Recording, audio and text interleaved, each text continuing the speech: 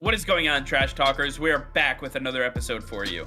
In today's video, we're going to give you our reactions to Bucky Brooks' Mock Draft 1.0 for the 2022 NFL Draft. All that and much more coming your way right now!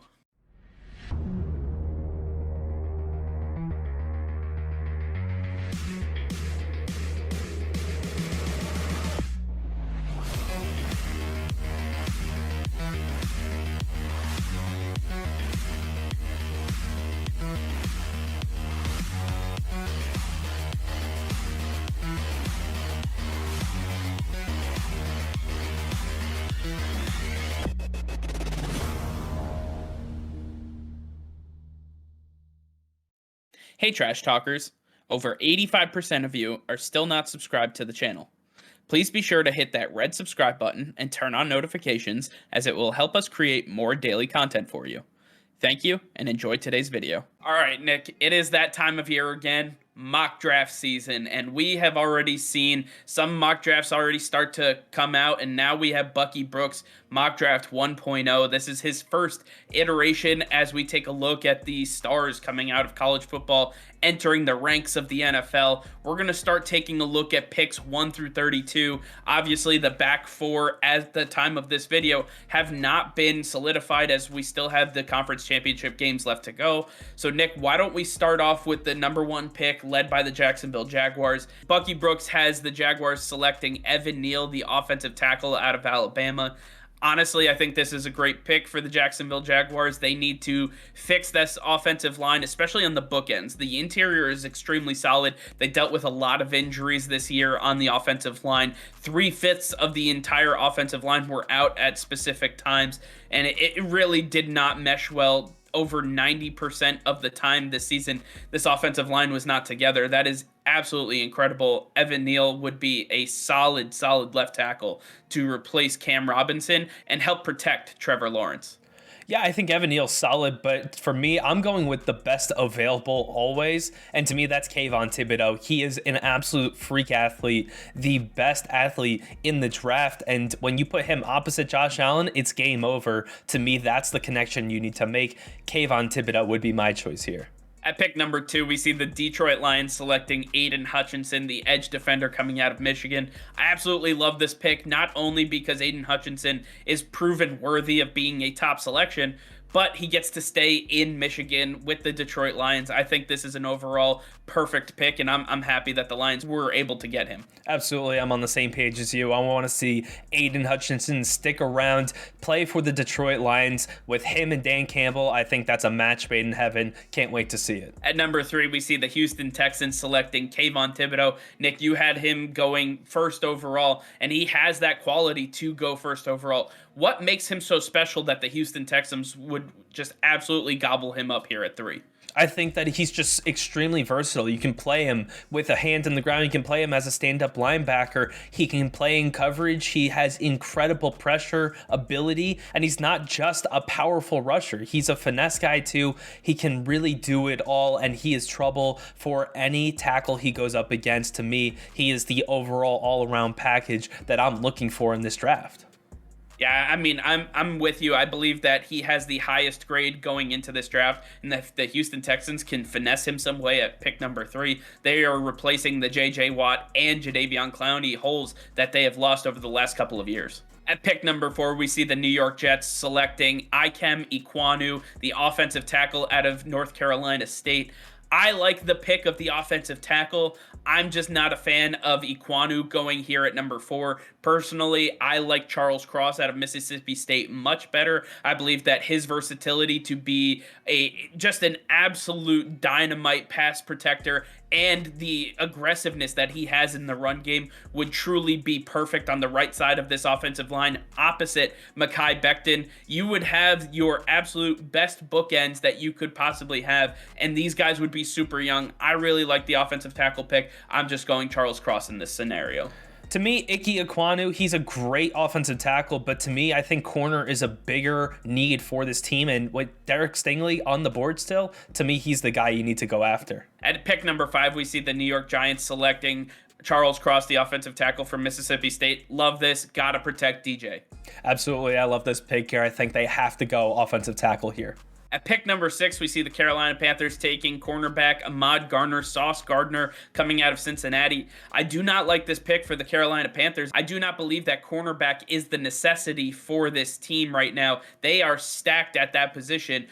Don't understand why you would want to go after the best corner when you have the pick of the litter at the quarterback position, when you can go with a wide receiver, when you can fix some of this offensive line. I think there's plenty of other options the Panthers could go with here. Yeah, I agree with you. I think that cornerback isn't their best option, especially if they're deciding to hold on to Stephon Gilmore. You already have J.C. Horn, who you took in the top 10 last year. I'm going to be looking for some offensive line help here. Even with a bunch of tackles taken, they still need to fill this position a lot more. At number 7, we see the New York Giants selecting David Ojabo, the edge defender coming out of Michigan, opposite Aidan Hutchinson. And while he would work great with the New York Giants defensive line, I just do not see this as being the number one priority for the Giants right now. We already talked about how they have to protect Daniel Jones, and they did that in their first pick, but now they have to start figuring out the back end of this defense. I would go corner here. Derek Stingley's on the board. I would really look at the back end of this defense. Yeah, I think Derek Stingley's a great option. I agree with you. They got to go secondary, but I'm looking at safety Kyle Hamilton. I think that he's an absolute game changer and would be great for this defense alongside James Bradberry. At number 8, the Atlanta Falcons selecting Derek Stingley, the cornerback out of LSU. This guy is the real deal. He is a absolute game changer. He on the outside, he can do it all, and I really like what he would be able to bring to the Atlanta Falcons. He would go excellent opposite AJ Terrell and be lockdown corners for years to come with this team. I would be excited about this if I were a Falcons fan, but I think they have other issues, especially at wide receiver, that they have to start dealing with. You said it. Wide receiver is the problem, and I think that's exactly what they have to do. With their pick of the litter at the position, you could go get Garrett Wilson or Drake London or one of these big guys that could really be a difference maker. Kyle Pitts cannot be the sole weapon on this offense, and I think that they've got to backfill what Calvin Ridley is leaving behind. At number 9, we see the Denver Broncos selecting quarterback Kenny Pickett out of Pittsburgh. I don't like the pick of Kenny Pickett. I think it's much too early for him to go in this draft. I do not see the talent level for him to be a top 10 pick, and I understand that the Denver Broncos are quarterback needy right now, but I'm going after somebody in free agency or somebody via trade. I do not like Kenny Pickett right now, and I would rather see the Broncos go somewhere on the defensive side of the ball, especially either edge rusher or middle linebacker, somewhere around there that they can help this team out. I just don't like the quarterback pick here. I'm bored with you there too, and I think they got to refill what Von Miller is leaving behind. You got to see if Bradley Chubb can keep healthy, and they've got to fill the other side. Otherwise, this is just going to be a defense that was great at one point and fell by the wayside because they just couldn't put it all together. At number 10, we see the New York Jets, and the Jets are selecting Garrett Wilson, the wide receiver out of Ohio State. While he's a dynamic receiver that would work really well in this offense, I'm looking at the defensive side of the ball, and this secondary is absolutely destroyed. They're losing Marcus May in free agency this year. They got to retool on the back end of this defense if they have any shot at beating the Buffalo Bills, the Miami Dolphins, and the New England Patriots in their own division. I need to see the New York Giants select secondary in this pick. Yeah, I don't understand why Bucky Brooks would be going wide receiver here. They spent so much of their offseason getting talent at this position. They do not need to do it here. You already fixed up the offensive line. I think you're right on the money. This secondary has got to get fixed. I thought they would do it with the first pick. Definitely have to do it here. At number 11, we see the Washington football team taking Matt Corral, the quarterback out of Ole Miss. Again, I'm not a big quarterback fan here. I don't think this draft is rich in quarterbacks. I believe if they went wide receiver to offset Terry McLaurin, that would really help this offense get to the next level. They already have the running back of the future. The offensive line is pretty solid. I would go wide receiver and really get a bona fide playmaker here. Yeah, I actually like Matt Corral here. I think that he's going to be a little bit better version of Taylor Heineke, and I think that type of quarterback fits this system. He could work extremely well in this offense, so I don't mind this pick right here. At number 12, we see the Minnesota Vikings selecting George Karlaftis, the edge rusher out of Purdue. I like George Karlaftis. I think this would be a good pick, especially with some of the losses that they suffered at the edge position this past season. I believe that the Minnesota Vikings have to retool right now. Between offensive line and this defense, they have a lot of work to do. I like George Karlaftis. Not sure if it's the right position for him to go, though. Yeah, I'm not a fan of the edge position because of how bad this offensive line is. This is a must fix this offseason. If you're going to get this offense to really work well, this should be carrying this team. And we see the defense outshining the offense at times. It should never, ever be like that. You got to fix this line. At number 13, we see the Cleveland Browns selecting wide receiver Drake London out of USC. Drake London is a 6'5" figure that is just absolutely massive and would work really well with this offense. The problem is Baker Mayfield still throwing him the ball, and I'm not a big fan of that. The defense is set. We do have to get a playmaker here. I like the pick of wide receiver. Absolutely. I love Drake London right here. If anybody's going to make Baker Mayfield work, it's going to be this big structure of a wide receiver. He is going to absolutely be dominant in the NFL, and he'll be the one to revitalize Baker's career. At pick number 14, we see the Baltimore Ravens selecting center Tyler Linderbaum out of Iowa. Linderbaum is clearly the best interior offensive lineman in this draft. The Ravens truly struggled being able to run the football, and they have a bona fide running back at quarterback. So that is a big issue in and of itself. I like Linderbaum. I think he would provide them much needed help up front, and I like the pick here. Yeah, Linderbaum has an extremely high IQ. He can play all three positions on the offensive line. Very versatile, very athletic, fits exactly what the Ravens want to do. I like it as well. At pick number 15, we see the Philadelphia Eagles with their first of two back-to-back picks. The Eagles draft Kyle Hamilton, the safety out of Notre Dame. Not sure how he still made it on this board all the way to 15, but he's here. If he's available for the Eagles, you go snag him up right now. This man is just an absolute monster. He's a demon on the back end of this defense, and he'll be a ball hawk for many, many years to come. I love the pick for the Eagles. Absolutely. This would be the steal of the draft. I love this pick if they're able to make it happen. At number 16, we see the Eagles picking once again via the Indianapolis Colts trade for Carson Wentz. Now we see Treylon Burks going, the wide receiver from Arkansas. I like Treylon Burks, big body, insane speed. He would be an absolute game wrecker opposite Devonta Smith, and if Jalen Reagor can figure out how to catch a football, this would be a dynamic trio that they have at the wide receiver position. Jalen Hurts could never complain about the weapons he's got around him. Absolutely not, and they desperately need another wide receiver. Why not Treylon Burks? Looks a lot like Julio Jones. You'll just have to wait and see our player breakdowns of this later on in the offseason, so make sure that you are subscribed so you know when those videos come out. But I really love this pick. I really believe that he would be a great addition to this offense with Jalen Hurts, as you mentioned. Couldn't agree more. At pick number 17, we see the Los Angeles Chargers selecting Trevor Penning, the offensive tackle out of Northern Iowa. Trevor Penning is a big body. He's really good, and they got Rashawn Slater last year, who really helped solidify this offensive line. Justin Herbert was still under pressure, but that came from the other side of the offensive line. Now Trevor Penning coming on and really just solidifying this offense. Like we saw with the Jets, I think it's a great move. It's not the sexiest move, but it's definitely something that will help this team get into the playoffs where we all expected them to be this year. Yeah, I'm not a fan of this pick. When you have Brian Bulaga and Rashawn Slater, I don't believe that you need to go get another tackle. To me, you got to focus on the defense, which was such an issue. And I'm going to look at the secondary. There's a lot of big name corners still available, and I'd be targeting one of them because Brandon Staley's reputation as a defensive mind is on the line if he can't get this defense going. Pick number 18, we see the New Orleans Saints taking Chris Olave, the wide receiver out of Ohio State.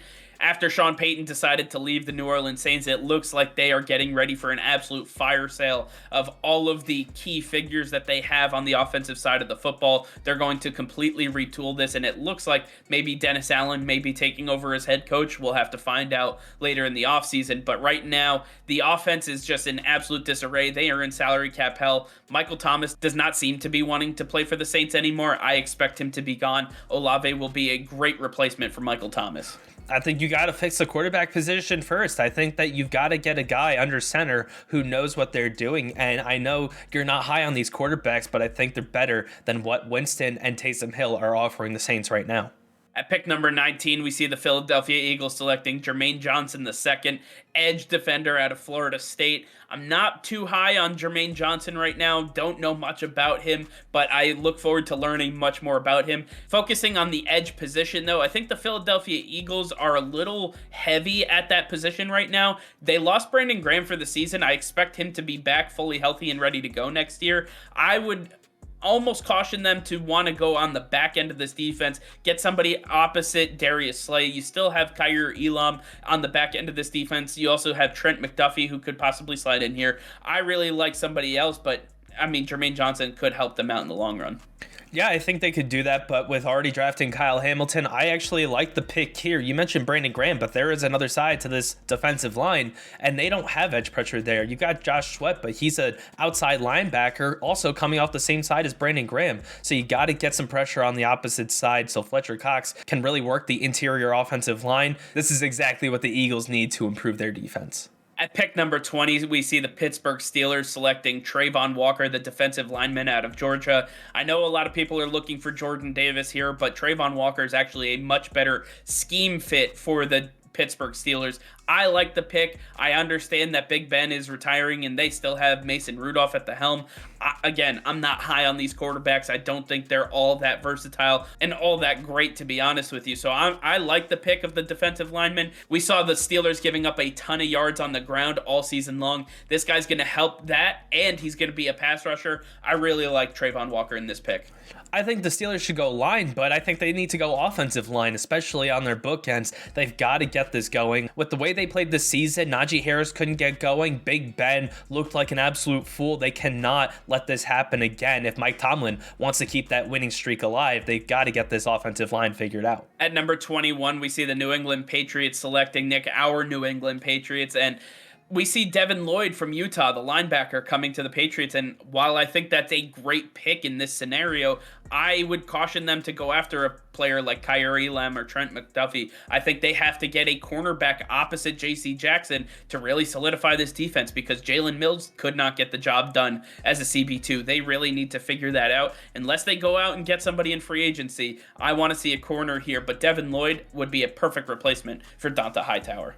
Yeah, I agree that Devin Lloyd's probably not the best option here, even though I would love to see him on the Patriots. Jordan Davis is still available, and the Patriots' rush defense was abysmal. Couldn't stop the run, gave up multiple 100-yard games to different running backs. I think that Jordan Davis alongside Christian Barmore would be the best duo at defensive tackle in the NFL. At number 22, we see the Las Vegas Raiders selecting Jordan Davis, the defensive tackle out of Georgia. The man is absolutely just a behemoth of a human. He just stands so tall and so massive. He takes on 3 defenders without even blinking. And with Max Crosby, Yannick Ngakoue, and the entire defensive line that the Raiders have at their disposal, I think they would absolutely eat with Jordan Davis just eating up blocks for them. And they would be able to stop the run. And that's going to help them, especially against some of the other teams in their division, the Chargers and the Broncos, who seem to want to run the ball a little bit more this season. I think if Jordan Davis is still available for the Raiders, they absolutely need to go after him. Max Crosby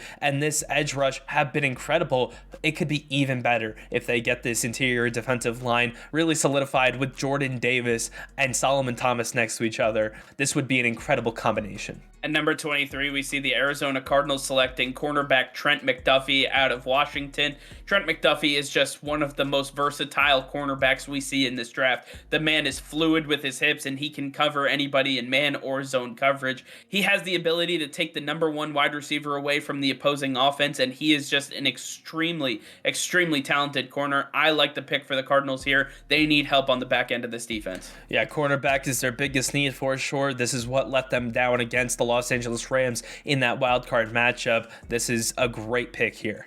At number 24, we see the Dallas Cowboys selecting Kenyan Green, the offensive guard out of Texas A&M. I believe it's a little too early to select offensive guard here. I understand that it's a need for the Dallas Cowboys, but this is not the thing that they need to go after. I believe that they need to get some more pieces on this defense. They need to get somebody in the middle of the field next to Micah Parsons that's going to really get the job done. Leighton Vander Esch does not seem like he's going to be long for the Dallas Cowboys right now, and I believe that they have to figure out this defense before they start figuring out offensive line in the first round. Absolutely. I think they need to take a better look at cornerback. I believe that this is where they could use a little bit more depth. They had some success with Trayvon Diggs and Anthony Brown, but I believe that they've got to add to them. To me, they've got to go cornerback here. At number 25, we see the Buffalo Bills selecting Roger Mccreary, the cornerback coming out of Auburn. Mccreary is a lockdown man type of corner, and him opposite Tre'Davious White would just be absolutely filthy. And with the impending free agency of Levi Wallace,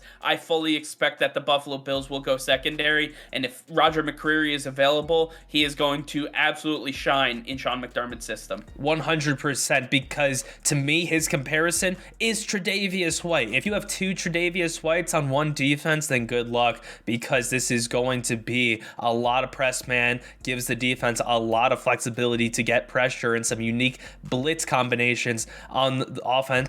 I think this could really blow up the way Leslie Frazier runs this defense. At pick number 26, we see the Tennessee Titans selecting Jahan Dotson, the wide receiver out of Penn State. I really like Jahan Dotson here. I think he would fit perfectly in this offense. When you have Julio Jones, who's a big body, A.J. Brown, who's a big body, both of those guys stay on the outside. Jahan Dotson is going to do all the underneath stuff for this offense. He's going to be the speedster that gets in and out of cuts. He's going to be perfect in this offense to take the pressure off of those two wide receivers, and I fully expect him to just absolutely flourish in this Tennessee Titans offensive system. I really like the pick of Jahan Dotson here. I believe that they've got to go offensive line here. The offensive line was really struggling this season. We saw Taylor Lewan struggle a lot this season, and maybe the injuries are finally catching up with him, and they have not filled the hole by Tyler Conklin. I believe that the bookends definitely have to be looked at in the first round. At number 27, we see the Tampa Bay Buccaneers selecting Kair Elon, the cornerback out of the University of Florida. This is a massive, massive need for the Tampa Bay Buccaneers, and as it stands right now with the impending possible retirement of Tom Brady, they need to do everything in their power to lure him back, and fixing up this secondary where they got absolutely torched is going to be the key to success here. I like Elam. I think he's going to help this team succeed, especially on the back end of this defense, and I think he would work perfectly in Todd Bowles' system. Absolutely. We saw the Los Angeles Rams really take advantage of this poor secondary. They still have some work to do here. I know they like their young cornerbacks, but you can't hurt to add one more. Kair Elon would go a long way in Todd Bowles' system. At pick number 28, we see the Green Bay Packers selecting DeMarvin Leal, the defensive lineman from Texas A&M. This guy is super athletic, extremely versatile, and he would be perfect next to Kenny Clark on this defensive line. He would help get them pressure up the middle, and opposite Zadarius Smith, who is impending free agency, but looks like he'll be coming back. This is a top need to start luring Aaron Rodgers back to the team. Make sure that he stays and gets them back toward the NFC Championship, toward another Super Bowl like they plan on getting to. This guy will go a long way in getting that done. DeMarvin Leal's a fine choice, but I think you've got to look on the offense. You've got to see how you can keep Aaron Rodgers on this team, and you've got to get him some offensive weapons, because Robert Tonyan and Alan Lazard are both impending free agents as well, and if those players both walk, you've got to backfill them, and you've really got to get him some bigger weapons to work with, some better weapons to work with, someone that he can really trust. I really believe they've got to go after receiver or tight end. All right, as we enter the final four picks, just remember this was done prior to the conference championship football games, so this is the expected order of teams going forward. At pick number 29, we have the Cincinnati Bengals selecting Bernard Raymond, the offensive tackle out of Central Michigan. Really fixing this offensive line in front of Joe Burrow is priority number one. They have everything else. Defense is set. The offensive weapons are set. Get this offensive line under control. Raymond, perfect choice here. I actually disagree, because tackles were not the issue. Their bookends were perfectly fine. It was the interior. Their guards and their center are absolutely abysmal. And we'll see in this upcoming conference championship game that that's where the struggle is. Chris Jones and Jerron Reed are ready to take advantage of it. And that's going to be the nail in the coffin to say, you've got to go interior offensive line in the first round to really solidify this offensive line. It only takes 3 to make the structure strong. They just need one more. And I believe they can do that right here. At pick number 30, we see the Miami Dolphins selecting where the 49ers would be, but because they traded up for Trey Lance, the Miami Dolphins are now here. The Miami Dolphins selecting Nakobe Dean, the linebacker out of Georgia. I don't understand how Nakobe Dean made it this far. He is an ultra athletic linebacker who can go sideline to sideline. He can play in extremely great coverage. His struggle is in the run game, and I believe he is going to bulk up and change that. He's going to keep the same speed going sideline to sideline, and he will be a perfect fit for this Miami Dolphins defense. I really believe they've got to continue the focus on the offensive line because this is where they have struggled. Tua cannot perform, and if he's going to improve, they've got to make sure that he has time in the pocket, and they've got to do it here in the first round with still some of the best offensive line talent available. I don't like linebacker here. You got to continue on the offense. We're sending Matthew Stafford to Los Angeles. The Detroit Lions taking David Bell, the wide receiver out of Purdue here. Not a big fan of David Bell. I do like the pick of wide receiver. I think that they could do a little bit better with the name value here, but overall, I think the Detroit Lions are in the right spot, going after the right position. Absolutely, you've got to get more weapons for Jared Goff to work with. He had a fairly solid season, and if he's going to build upon this, you've got to get him some more weapons. I like wide receiver. Agree with you that they've got to change the player, though. And finally, at number 32, we see the Kansas City Chiefs selecting Daxton Hill, the defensive back out of the University of Michigan. There is no secret that the Kansas City Chiefs struggle on the back end of this defense. Tyrann Mathieu not getting any younger. We see L'Jarius Sneed and Charvarius Ward being the guys that you're relying upon to stop the pass. I'm not liking that at all. I think Daxton Hill is not the right choice, but going defensive back, cornerback, or safety is definitely the right call here. Yeah, I believe that they're just so young in the secondary that they still got to get some guys in there to help improve them, and I think they could do it here. This is a very deep secondary class, and I believe that they could still get some really solid talent at the 32 position. I like the pick here. I believe that this would go a long way in helping them maintain their championship morale. All right, well, I want to hear from you guys. Let us know in the comments down below what you think of Bucky Brooks Mock Draft 1.0. Let us know if you liked any of the changes that we made, and let us know what you expect to see from your mock drafts coming up. All right, well, that's going to be all for now. Thank you all for watching. Be sure to like this video and subscribe to the channel if you haven't already. Hit that notification bell. We go live every single day. That'll be all. Peace and love.